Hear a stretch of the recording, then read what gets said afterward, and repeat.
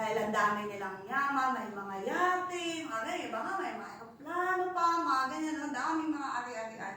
Tayo na hindi natin afford bumili nun, ang tingin natin ay, wow, buti pa sila, di ba? Napakarami nilang mga kayamanan. Ang dami nilang na-achieve sa buhay. Pero alam niyo po ba, sila rin pala po yung maraming mga problema sa buhay. Sila rin pala yung mga hindi nagkakatulog sa gabi. Ano po? At kung wala ka sa Panginoon, ay you will not have that peace. No? Yung kapayapaan na sinasabi po ng Biblia. So, ito po, nais ng Diyos na siya ang maging sentro ng buhay natin.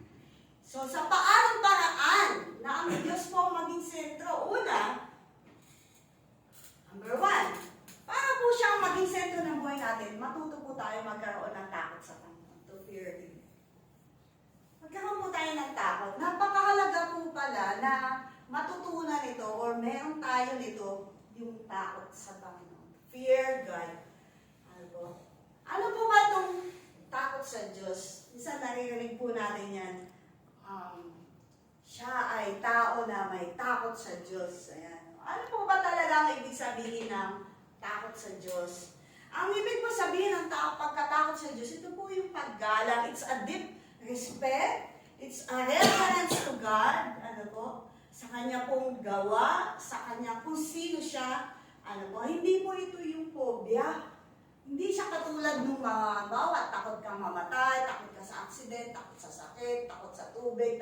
Hindi po gano'n, hindi ito yung phobia. Iba po yung phobia. Ano po? Ito pong takot sa Diyos ay nangangahulugan po ito na to respect, respeto sa Diyos. This refers to fear God as viewed as a positive quality. Positibong, ano po yan, na pakiramdam para sa isang Diyos. Ano po? Di po ba, minsan meron tayong mga takot sa krimen, mga ganyan. In fact, si God po ay tumutulong sa atin para ma-overcome natin yung mga klase ng fear na yun. But to fear God, na sinasabi po dito, is to reverence or is a reverence, paggalang po sa Panginoon. Meron pa akong isang halimbawa po dyan na about sa fear of God.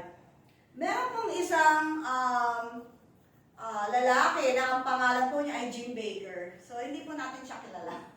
Kahit hindi ko siya masyado kabisado, but I have read po yung kanyang story. Si Jim Bakker po ay isa po siya na leader siya, head siya ng largest Christian television. Ano po? Siya po ay nangunguna sa isang pinakamalaking Christian television sa US.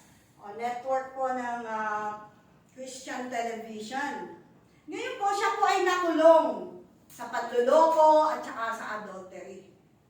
So, kung makikita natin, Christian, head ng Christian, bakit siya nanloloko, di ba? At nahulog siya sa, adultery. Ngayon po, nakulong siya.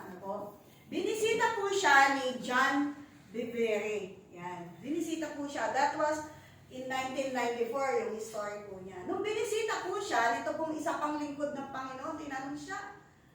Sabi niya, Jim, sabi niya, Pastor Jim, or Brother Jim, di ko pa alam paano yung tinawag. Ang sabi niya, ikaw ba, sabi niya, na-stop ba yung pagmamahal mo sa Panginoon? Kung bakit ikaw ay nakulong at nahulog sa ganyang pagkakasala, yung pag-ibig mo ba sa Panginoon ay nawala? Ang sabi niya, ang sagot po ni Jim Bakker, sabi niya, hindi, sabi niya, I never stopped loving Jesus. I never stopped loving God. Ang nawala sa akin ay takot sa Diyos. So, napakahalaga po pala ng takot sa Diyos. Po pwede nating sabihin, mahal natin ang Panginoon. Po pwede natin sabihin, kilala natin ang Panginoon. Pero kapag wala kang takot sa Diyos, ay po pwede palang mahulog ka, mauwi ka sa pagkakasala, at malayo ka sa plano ng Diyos sa iyong buhay. So, napakahalaga po pala ng fear of God. So, ang sabi po dito, sabi po ni Pastor Bevere, he noted that napakarami daw millions of Christians who love Jesus but don't fear God. Napakarami daw pong tao dito sa mundo. They are saying they know Jesus or they love Jesus but they don't fear God. So, it is the fear of the Lord that perfects holiness in our life. The fear of the Lord, no po, it refers to having deep respect, reverence, and awe for God.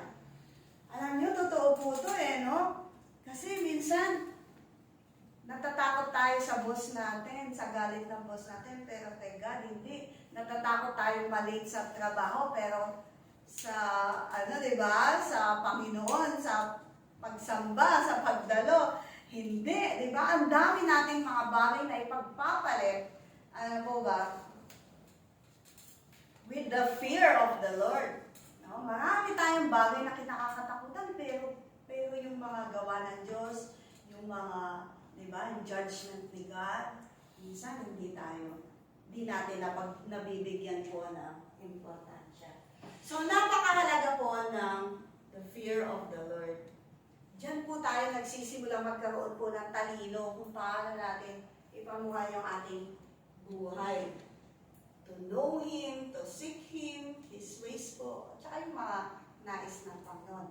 Pangalawa, pangalawa? Para si God, yung maging sentro po ng ating buhay, kailangan po natin matutunin mahalin ang Panginoon. Matutunan po natin mahalin ang Panginoon. To love Him. So, pag si God,